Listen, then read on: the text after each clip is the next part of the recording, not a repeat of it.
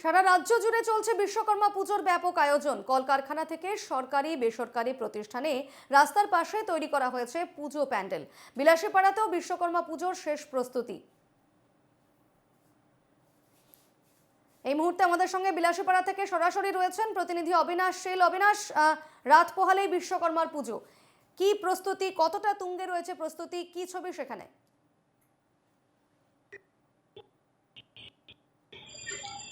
ঠিক যেমনটা জানা, রাত পোহলেই বিশ্বকর্মা পূজা।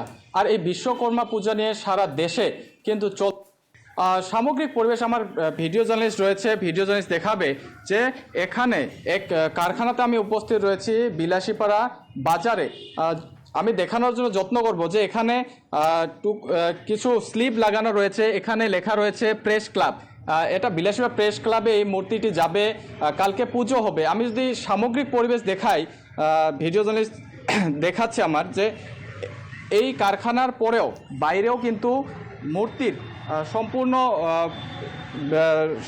রেডি করা হয়েছে, কারণ রাত পোহালেই এই মূর্তিগুলো বিভিন্ন স্কুল কলেজ এবং কলকারখানা অফিসেও কিন্তু যাবে এই মূর্তিগুলো। আমার সঙ্গে এই মৃৎ শিল্প কারখানার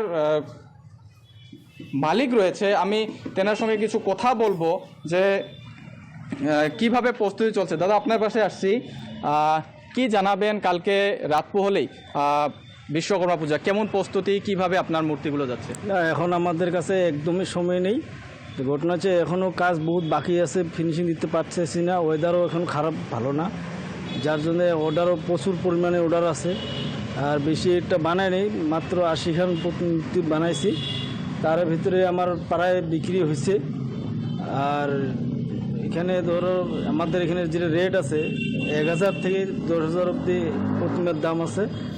আর বিশেষ প্রবলেম হলো আমার যেটা বাজারে যেটা মার্কেটে যেটা বয়বস্তুর দাম আর কি, সেটা বাড়ি যাওয়ার জন্য আমাদের বিশেষ অসুবিধা হচ্ছে, যার কারণে কর্মচারীরা বেতন বেশি চাচ্ছে, আমরা দিতে পারতেছি না।